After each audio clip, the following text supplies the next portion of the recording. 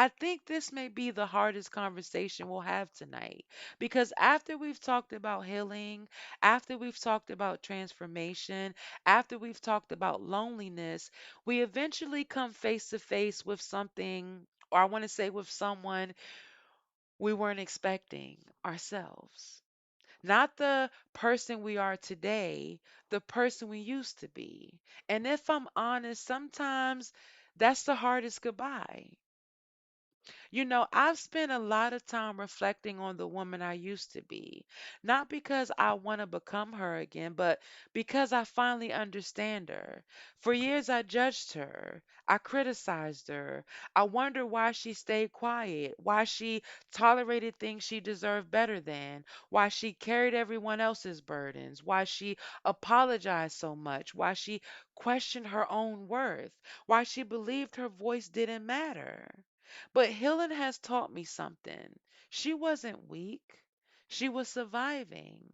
She did the best she could with what she knew at the time. And instead of being angry with her, I've I've learned to thank her. Sometimes we look back at earlier versions of ourselves with shame. But shame was never God's invitation. Shame, guys, was never God's invitation. Growth is. There is a difference that I want us to know. The woman who stayed silent helped you survive until you learned to speak. The woman who carried everything helped you endure until you learned to surrender. The woman who questioned her worth kept searching until she discovered her identity in Christ. Healing doesn't require us to hate who we were. Healing invites us to honor that part of the journey while continuing to grow. Guys, you are not betraying who you used to be. You are honoring how far God has brought you. And I want you guys to remember that. Personal testimony. There have been moments during this journey where I almost missed the old version of myself. And that surprised me because I knew God had changed me. But familiar versions of ourselves can feel comforting. The old me knew how to survive. She knew how to expect disappointment. She knew how to prepare for rejection. She knew how to stay emotionally guarded. She knew how to carry everything alone. But then I realized something. She also lived exhausted. She lived believing peace had to be earned. She lived believing her value depended on how much she gave away. She lived believing everyone else mattered more than she did. In Healing Family, God wasn't asking me to abandon her because he rejected her. He was inviting me beyond what she had become in order to survive. In 2 Corinthians chapter 5 verse 17, it reminds us, "Therefore if any man be in Christ, he is a new creature. Old things are passed away. Behold, all things are become new." I love that Paul doesn't say old things should disappear overnight. He says old things are passed away. Transformation, guys, is a journey. Some habits leave quickly, others take time. Some fears disappear immediately, others lose their grip little by little as we continue walking with God. So if you're still growing, don't make that mistake that I don't want to say don't mistake that for failure. God hasn't stopped working. Progress is still progress even when it feels slow. God's grace is patient enough to meet us.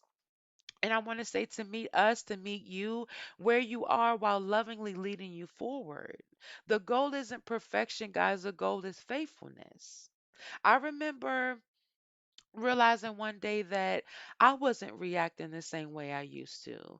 There was a time when disrespect would have immediately pulled me into anger. Not righteous anger, the kind that wanted to prove a point, the kind that wanted the last word, the kind that wanted everyone to understand how deeply I had been hurt. But one day something happened, and instead of reacting the old way, I paused. I prayed. I chose peace. That didn't mean I approved of what happened. It meant God had changed something inside of me.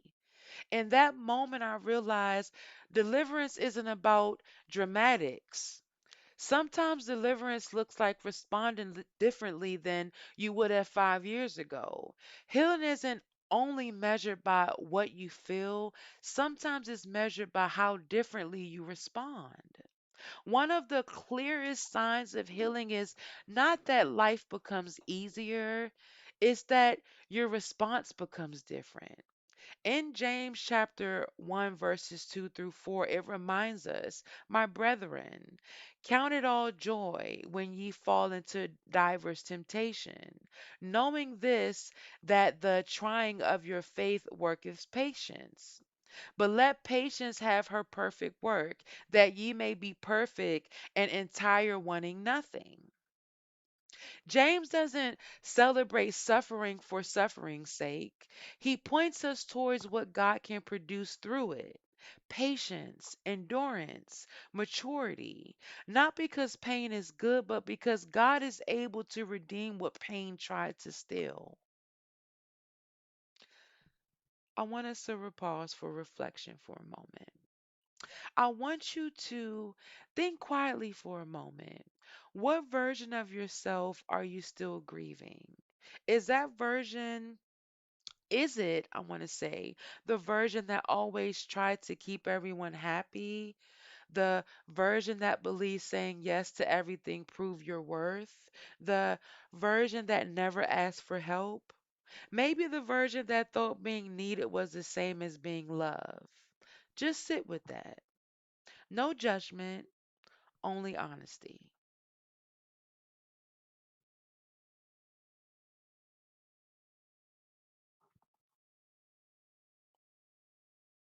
Now let's do a healing exercise.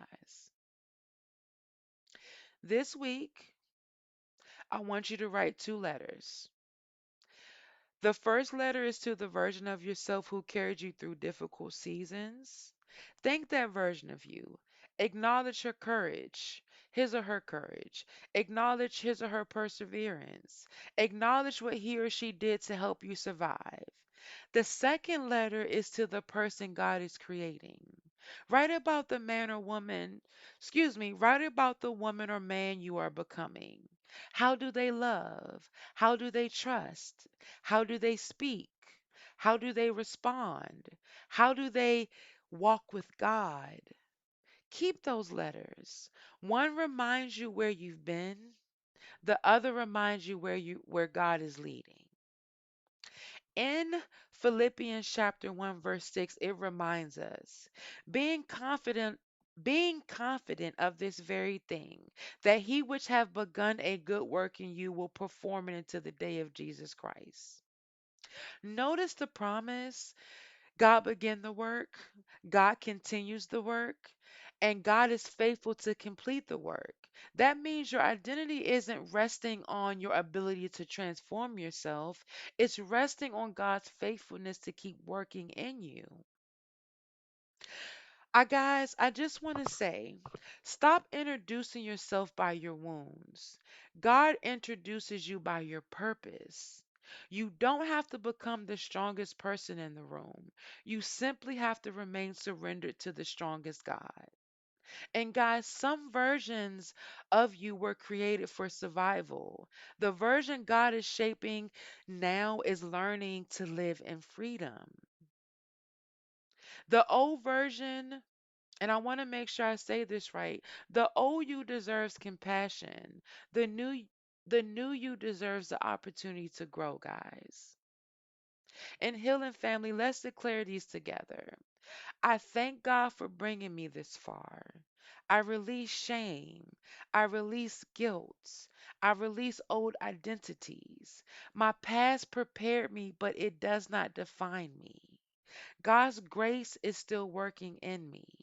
I choose growth over fear. I choose faith over familiarity. I trust the person God is creating me to become. I am becoming.